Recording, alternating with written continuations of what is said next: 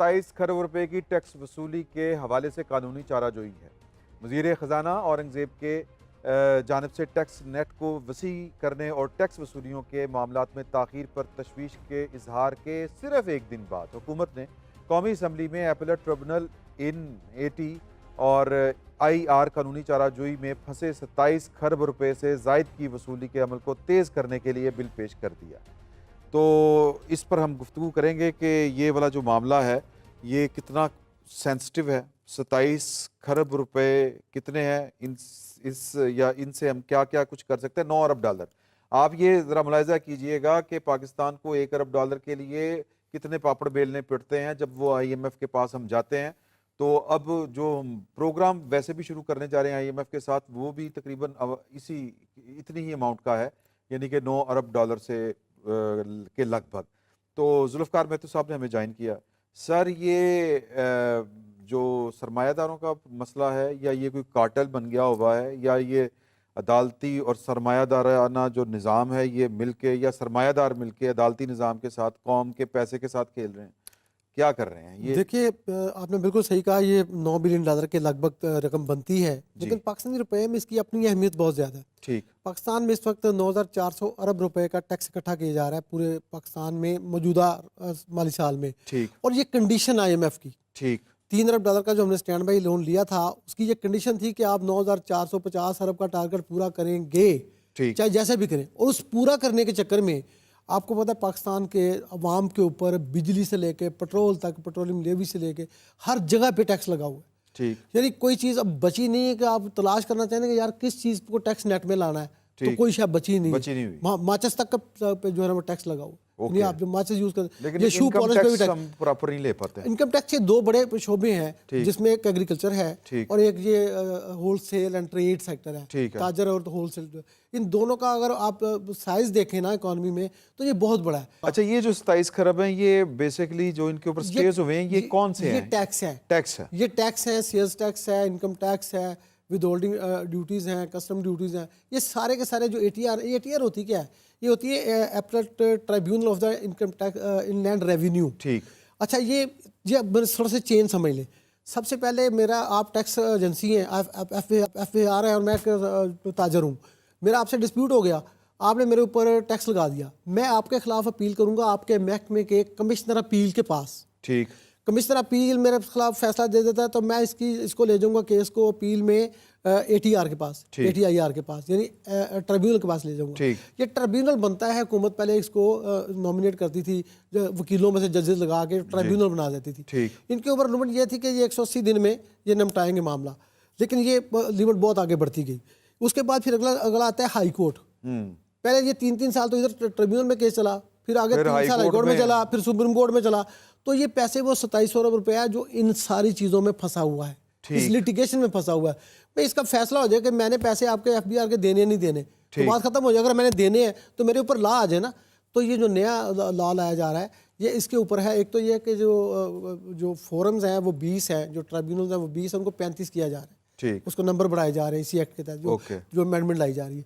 उसके बाद होगा ये कि इसमें जो है ना 3 मेंबर का बेंच होगा, उसमें 1 अफसर होगा और 2 जजेस होंगे। इसका जो नया ट्रिब्यूनल बन रहा है, 3 साल इसकी मुद्दत होगी। मैं एग्जांपल देता हूँ, मैं कहता तो पहले ही होता था कि ये 90 दिन से ज़्यादा अब स्टे नहीं होगा। ठीक है, 90 दिन के अंदर फैसला करना पड़ेगा। ठीक।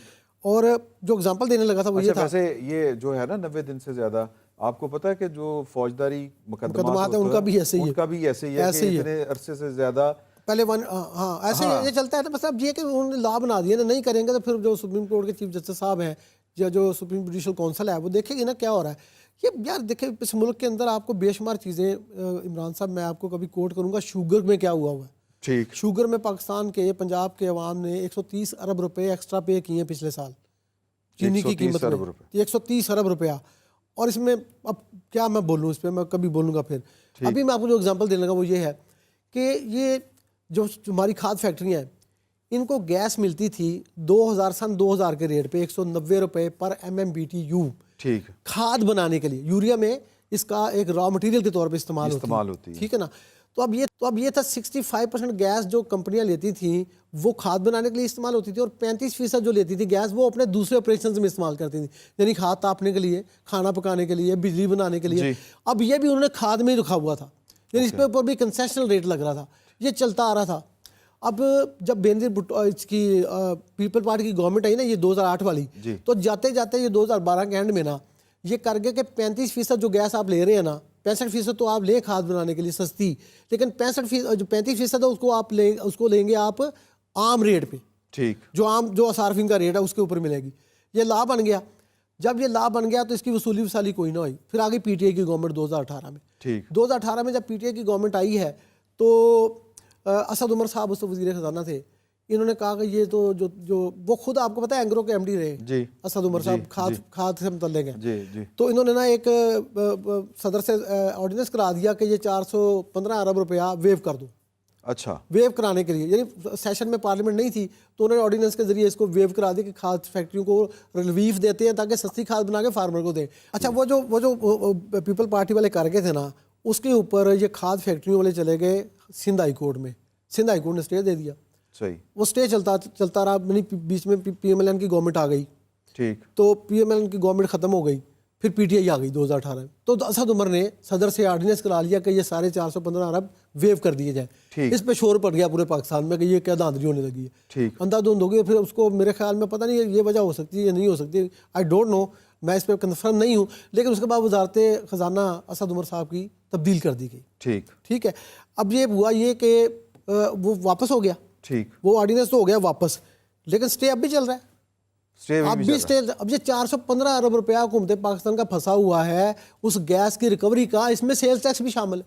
ओके, इसमें सारी चीजें तो ये ऐसे केस हैं, ये 2700 अरब रुपए के वो वाले केस हैं जिनका कोई माँ बाप नहीं बन रहा, जिनका फैसले हो जाए तो गवर्नमेंट को पता चल जाए, क्योंकि इन्होंने वट्टा खाता पंजाबी में कहते हैं कि बेसिकली तो मसला ये है कि ये पाकिस्तान की रूलिंग एलीट ही है ना एक तरह से। बिल्कुल आपस में वही होते हैं, आपस में मिले होते हैं, इस तरफ भी वही होते हैं।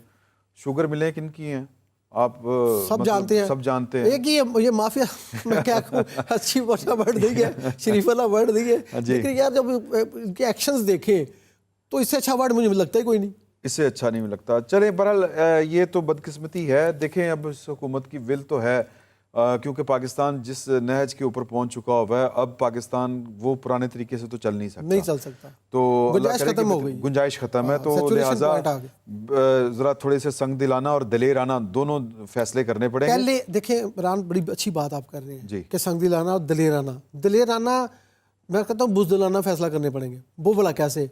वो इसलिए कि भाई ये सारा से पहले अपने ऊपर लगाना पड़ेगा।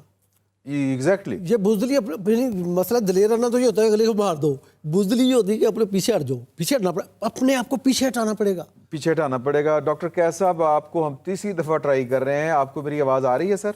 जी मुझे आ रही है आवाज आपकी। जी बहुत शुक्रिया। भी आ रही थी, तस्वीर भी आ रही थी। आपको लगता है कि ये जो 27 खरब रुपए की रिकवरी जो रुकी हुई है, ये अब कानून साजी की जा रही है, कानून साजी कोई सूदमंद साबित होगी? क्या रवैये हमारे तब्दील होंगे या हमारी कोई अखलाकियात हम तब्दील करने की कोशिश करेंगे? और तीसरी बात ये कि क्या इससे जो टैक्स रेवेन्यू कलेक्शन जो सिस्टम है कलेक्शन का, वो बेहतर हो सकेगा, वो कारगर यानी इफेक्टिव हो जाएगा? देखें, पहली बात तो ये है कि ये पता होना चाहिए कि ये उन्हीं का मुल्क है जिनसे आप ये तरमीम करवाना चाह रहे हैं, वो अपोजिशन में बैठे हों या वो हुकूमत में बैठे हों। जी, वही हैं जिनकी शुगर मिलें भी हैं, वही हैं जिनकी माफिया बाकी भी हैं, वही हैं जो टैक्स नहीं देते, उनके ही केसेस फंसे हुए हैं। IMF का प्रेशर है, देखते हैं। मेरा तो ये ख्याल है कि इस दफा ये तरमीम होगी और कहीं ना कहीं कंप्रोमाइज होगा, कुछ पैसे हुकूमत को आएंगे, कुछ नहीं आएंगे। But at the same time ये सारे लकूनास हुक्मरानों ने खुद रखे हुए हैं, पार्लियामेंट ने खुद रखे। यही लोग हैं PMLN वाले जो पिछले 30 साल से हुकूमत कर रहे हैं, 5वीं हुकूमत है उनकी। उसके दरमियान पीपल्स पार्टी भी हुकूमत कर चुकी है और इमरान खान की हुकूमत भी है। तो ये इतने सालों में मुशर्रफ और ज़ियाउल हक भी थे, तो इतने सालों में अगर आप रूलिंग लीड तो सेम है ना सर, रूलिंग लीड तो सेम है ना पाकिस्तान की, आप गालिबन ये कहना चाह रहे हैं। देखते हैं कि आपकी पार्लियामेंट उसको मानती है कि नहीं मानती। चलें, ये बड़ी अच्छी बात है। या फिर ये मामला भी जिस तरह SIFC जैसा एक इदारा बन गया वहीं पे भेजना पड़ेगा? जी, बात यह है कि आपकी इंटरनेशनल क्रेडिबिलिटी का इशू है। अब आपको कहीं ना कहीं तो चेंजेस लानी पड़ेंगी ना, लानी पड़ेंगी, तो फंडामेंटल ये चेंजेस लानी पड़ेंगी। होगा ये कि जो छोटे बिजनेसमैन हैं उनके केसेस जो हैं वो खत्म करके उन पे लग जाएगा। जो बड़े बिजनेसमैन हैं उनको एक और ट्रिब्यूनल पे भेज दिया जाएगा। कोई इस किस्म का बीच का रास्ता निकाला जाएगा। चलें, बहुत शुक्रिया सर आपका, डॉक्टर कैस असलम साहब, बहुत शुक्रिया। सर आप बात मुकम्मल कीजिएगा जो आप कर रहे थे। मैं फिर एक और इशू के ऊपर आपसे राय लेना चाह रहा हूँ। मैं ये कह रहा था कि अभी जो आएगा ना, अभी जो नया लॉ आ रहा है उसके अंदर वो है कि हाई कोर्ट की, वैसे पहले होता था ना कि आपको ट्रिब्यूनल से आप केस हार गए हैं, अब आपके पास 90 दिन होते थे कि आप हाई कोर्ट में जाके इसकी अपील करेंगे। अब उस मुद्दत को कम करके 30 दिन किया जा रहा है कि 30 दिन के अंदर मसला देखें ना, मसला तो बेसिकली विल का है।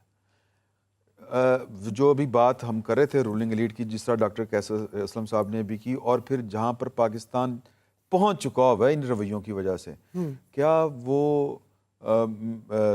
रवैये तब्दील हो सकते हैं कि नहीं हो? ये रवैया तब्दील होता है पाकिस्तान के अंदर। आपने देखा एक्सपीरियंस ये है कि डंडे के साथ, ठीक है ना, ये यानी विलफुल डिफॉल्टर की टर्मिनोलॉजी इधर पाकिस्तान में मैंने देखी है। विलफुल डिफॉल्टर क्या होता है? डिफॉल्टर होता है, बस बात खत्म हो जाएगी। डिफॉल्टर हो गया, उसको पकड़ लो यार। बात का होता है ये डिफॉल्टर है, इसको थोड़े से जुर्माना डाल के छोड़ दो, वो फिर जाके दिन आता है। जैसे मैंने देखा नैब का इतना अच्छा लगा, और मेरा ख्याल है कोई विलफुल डिफॉल्टर कोई भी पाकिस्तान में पकड़ा नहीं गया। नहीं, विल सारे बंदे डिफॉल्ट विलफुल करते हैं। हाँ जी, डिफॉल्ट करने का मतलब उसको कोई हवा में थोड़ी होती है, उसको सारा पता होता है कि मैं डिफॉल्ट करने जा रहा हूँ। ऐसा ही है मेरे पास ये अब ये चीज़ें। अच्छा, जो है ना, इसमें एक तो 30 दिन हो जाएंगे। दूसरा ये कि हाई कोर्ट को, जैसे आप बिजली के बिल के खिलाफ जाते हैं ना मुकदमा करने बिजली के बिल पे, तो वो कहते हैं भाई इतनी सर्टन रकम जमा कराओ तो फिर उसके बाद आपकी अपील लगे।